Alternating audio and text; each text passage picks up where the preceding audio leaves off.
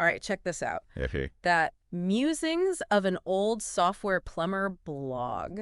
Kianmeng.org. Yeah, kianmeng.org. Yeah. Just hit Right. 400 posts. Can you believe it? Wow, that is It was impressive. dedication, right? Yeah, 400 posts, that's some serious dedication. To a blog, not just any blog, though, right? It's not just like a tech blog or whatever. I feel like Aang's musings are more like a window into Yeah.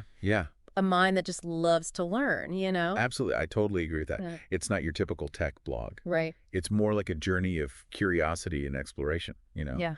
And it's amazing to see how he's documented that journey over so many posts. Totally. And this latest post, too, it's not just some victory lap, hey, I made it to 400. Right. It's Notes on Gardening, part 400. Yeah. And it is packed with stuff that I think any gardener, newbie, or pro can really grab onto. Absolutely. Especially because he's reflecting back on, all these years of trial and error. That's what grabbed me, too. It's the reflection, right? Yeah. It's not just, here's what's blooming this week. Wow. It's like, here's how my entire understanding and approach to gardening has transformed. Yes. It's really insightful. And it's changed, right? Because this isn't the first time we've talked about absolutely. his gardening journey. This is, He's always evolving. Yeah, he's evolving. The methods, his perspectives. Yeah. It's really fascinating. So, okay, first thing that jumped out at me in this post, he's got this photo montage Okay. from mid-September to December of his garden. Oh, cool. And you see what survives. You see the first frost, you see what thrives. Oh, wow. It's like a visual time lapse, of the garden. It really highlights the seasonal changes. Yeah. And how the garden adapts. It's like a living, breathing record of time. And those photos, they're not just pretty, they're data points for him, right? Exactly. He's documenting these successes and failures, changes over time, to really figure out what works. That's the key. That's the real takeaway, He's using observation as a tool for learning. Right. And that leads us to the big aha moment in this post, which is his discovery of microclimates. Microclimates. Yeah, microclimates. Okay, I feel like I sort of know what that means, but explain it like I'm back in, grade school. Okay, so imagine this. Think about your own yard. Okay. Have you ever noticed how one corner might be amazing for growing, say, tomatoes? Okay, yeah. But then just a few feet over, they just wilt and struggle. Right. That's microclimates at work. So it's not just like sunny spot versus shady spot. It's way more nuanced. Exactly. It's about these tiny variations within your garden, little pockets of unique conditions. Right. You've got sun, shade, moisture levels, soil composition, even wind patterns. All these factors create these distinct little zones. Wow. Microclimates. So Aang realized that he has multiple microclimates, like more than a few. 11 distinct microclimates within his 4 main gardening areas. That's wild. It's amazing. So he's basically treating his garden like it's its own little continent. I love that analogy. With, different climate regions. That's so true. So what kind of impact did that realization have on his gardening? It completely revolutionized his approach. Really? Think of it this way. Imagine trying to grow a cactus in a rainforest. Okay. You might give it the perfect cactus care, but it's still doomed to fail because the environment is all wrong. Right. Same with plants in the wrong microclimate. Okay. Aang's now matching plants to the exact conditions they need, which explains his success. So he's become like a plant detective then? He has. He's cracking the code of his backyard. Yeah, figuring out, all right, this little zone is perfect for this kind of plant. Exactly, and that detective work, it stems from his emphasis on learning through observation. Right. Aang talks about how he'll visit plant nurseries, not just to buy stuff, but to observe. Like to see how the pros do it? Exactly. He's taking notes from the masters. That's so smart. And I think that's something we can apply to any field, right? Whether it's cooking, photography, learning a new skill at work. Absolutely anything. There's always something to be learned from observing those who are more experienced. Yeah, it's like, you can read all the books you want, but nothing beats seeing it firsthand, Exactly. Seeing how it's done. And he draws a really interesting parallel to his fish keeping hobby. Remember? Oh, yeah. He used to be obsessed with breeding betta fish. Right. He would visit different fish farms. To study. Yeah, studying the techniques of experienced breeders. Yeah. Learning from their setups, their methods. So it's all about being a student, constantly absorbing knowledge from those who've already walked the path. Absolutely. It's a mindset of continuous learning. And that deep dive into observation, I feel like it's also led to a pretty interesting shift for him back into aquatic plants. It has. It's fascinating to see that connection. So he used to have that, remember that elaborate indoor fish room? Oh, yeah, yeah. Now he's all about outdoor ponds. What's the deal with that? Well, it's a whole new set of challenges and rewards, right? Yeah.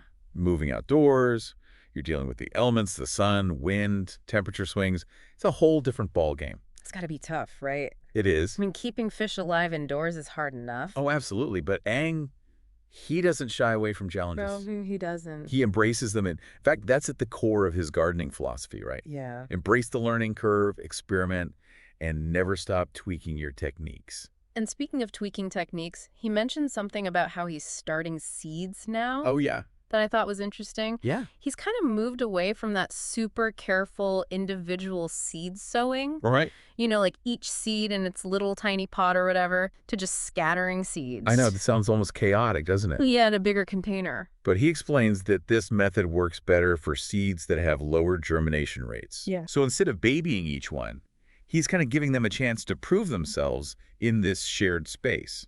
So it's like a plant boot camp, only the strongest sprouts I love that. Plant boot camp. survive to make it to the individual trays later on. Exactly. But he does point out this isn't for every plant. Right. He specifically mentions basil, amaranth, and celosia doing better with direct sowing Okay. into seedling trays. So it's about knowing your plants Right. and adapting your techniques accordingly. Always learning, always adapting. That's Aang in a nutshell. And speaking of learning, let's talk about his latest fascination, Oh, yes. local native plant species. This is a really interesting development. Yeah, and he compares it to aquarists collecting native fish, which makes sense. It does, right? It's about that deeper connection to your local ecosystem. It's about appreciating and preserving the biodiversity that's right in your own backyard, Yeah. which I think is fantastic. But I imagine there are risks involved too. Oh, absolutely. Messing with ecosystems can have unintended consequences. No, right. You might think you're helping, but without a deep understanding of the delicate balance, Yeah.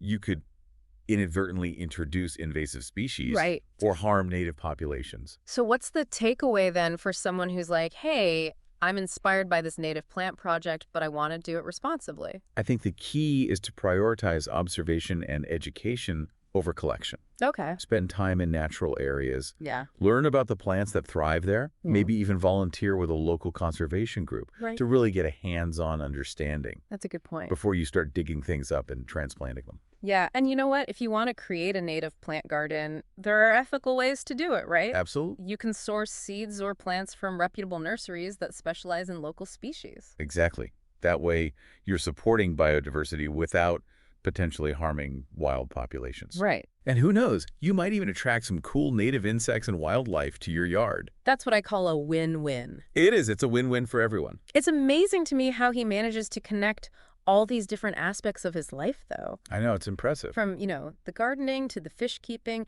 even to the software development. It's like he sees the world through this lens of systems thinking. Yeah. Recognizing patterns and applying principles across disciplines. That's so good. He's not just a gardener, he's a thinker. That's what makes his blog so captivating. Absolutely. It's not just about the what of his hobbies. It's about the why and the how. It's the diaper lessons and the insights The anchor lessons, yeah. that he gleans from his experiences. It's like he's saying, hey, I'm not perfect, I make mistakes, but I keep learning and growing. And that's something we can all connect with. Absolutely. No matter what our passion is. So as we kind of wrap up, part one of our deep dive here, what's one key takeaway you'd want our listener to ponder? I think it's this.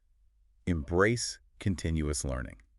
Oh, right. Whether it's experimenting in your garden, trying a new recipe, or just paying closer attention to the world around you, Yeah. there's always something new to discover. And let's not forget to find joy in that process, too. Oh, absolutely. That's key.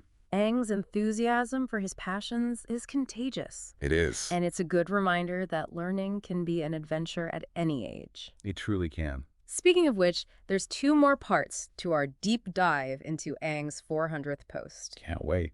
We'll be back to explore the broader implications of his journey and discuss how his insights can inspire us in our own lives. Sounds good. Stay tuned. Right. We'll be right back.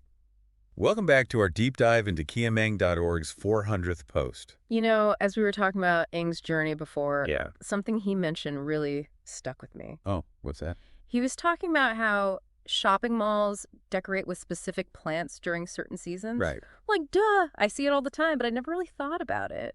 Yeah. It's funny how those things just become background noise, right? Totally. We don't always stop to appreciate the intentionality behind them. Right. Like suddenly I'm picturing, those festive poinsettias at Christmas, and I'm Yeah. thinking, someone chose those, placed them just so.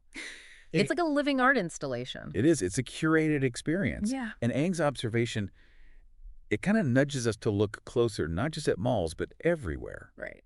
He's reminding us that even everyday things can be full of these fascinating details if we just pay attention. And those details can lead to new ideas, right?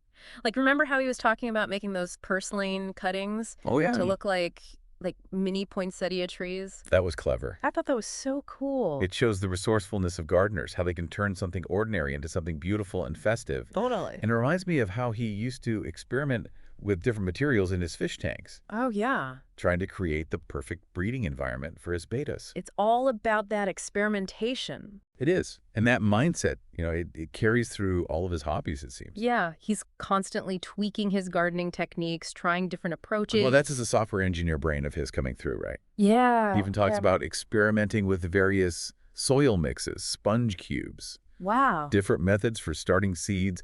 It's like he's running his own little science experiments in the garden. But hold on, isn't there a place for intuition in gardening too? Oh, absolutely.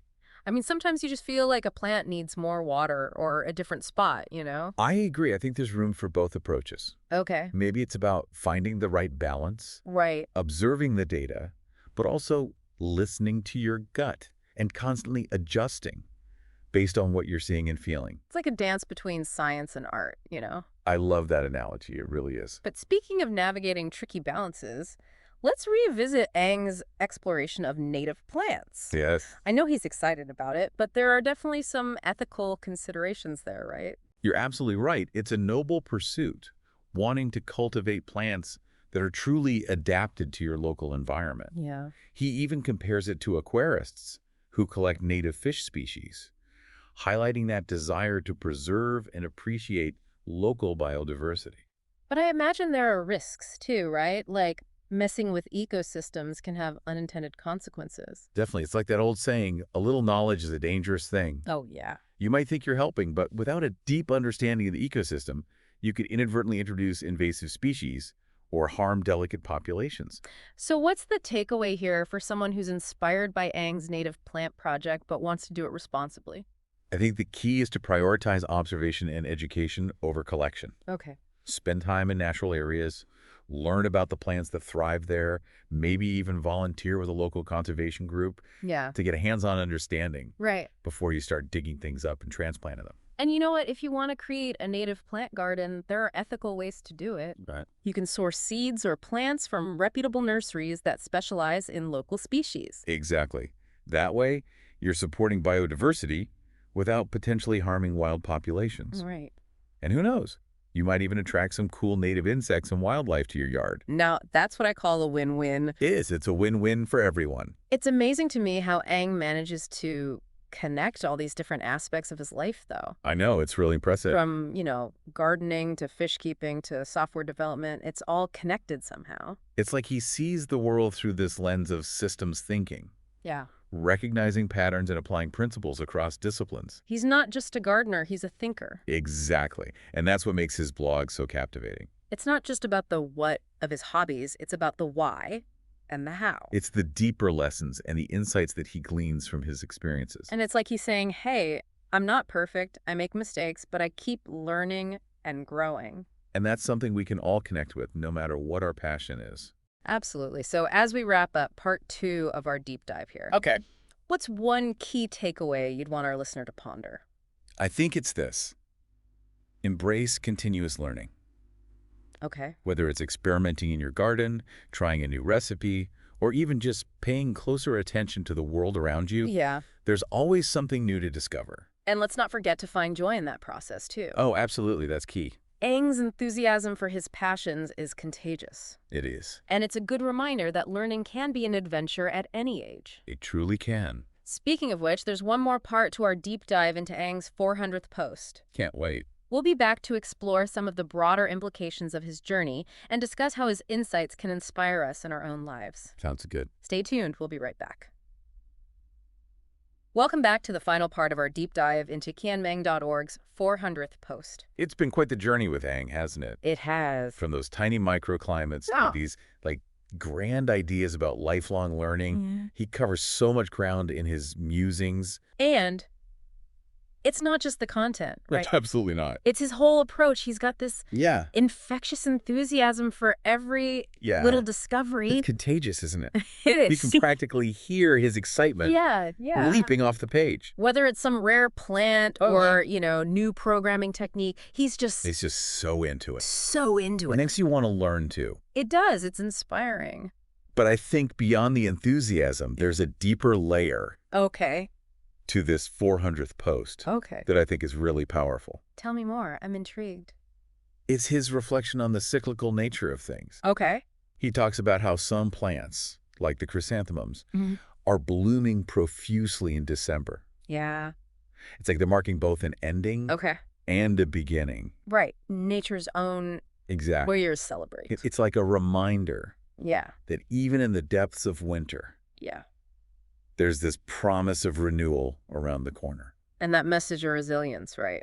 Of things coming full circle, I feel like It transcends the garden. You think gardening, It's about life, work, creative pursuits. Yeah. We all go through those seasons of growth, dormancy, and rebirth. It's funny. You'd think a software engineer would be all about, Logic and linear progression. Yeah, like 1, 2, 3, code, code, code. Yeah, but Aang is embracing this very, organic, cyclical view of the world, And I think that's a really valuable perspective for anyone. Especially today. Especially in today's fast-paced world. Yeah, yeah. It's a reminder to be patient, to trust the process. To enjoy the ride. To recognize that setbacks are just part of the journey. And it makes me think about how, we all tend to focus on the end goal. The end goal, the big accomplishment. Yeah. But Aang's celebrating this 400th post, but he's also acknowledging all the twists and turns that got him there. Exactly. He's not just sharing his highlight reel. Yep. He's letting us in on the learning process. Yeah. The struggles, the moments of doubt. Which makes it so relatable, right? It makes it human. It makes it real. Yeah. And I think that's what makes his blog so inspiring. He's like, hey, I'm not perfect. Yeah. I make mistakes. But I keep learning and growing. And that's something we can all connect with. Absolutely, no matter what our passion is. So as we wrap up this whole deep dive into his 400th post, what's the one thing you hope our listener takes away? I think it's just that never stop learning. Whether it's, tending a garden, exploring a new hobby, or even just paying closer attention to the world around you. Yeah. There's always something new to discover. And who knows, you might even inspire somebody else along the way. That's the beauty of it. And if you're looking for a little inspiration, I highly recommend checking out Qianmeng.org. It's a treasure trove of insights. Aang's musings are a delightful blend of passion, curiosity, and wisdom. Yeah, it's a reminder that learning can be an adventure at any age. Absolutely. So until next time, keep exploring, keep learning, and keep those musings coming. We'll see you then.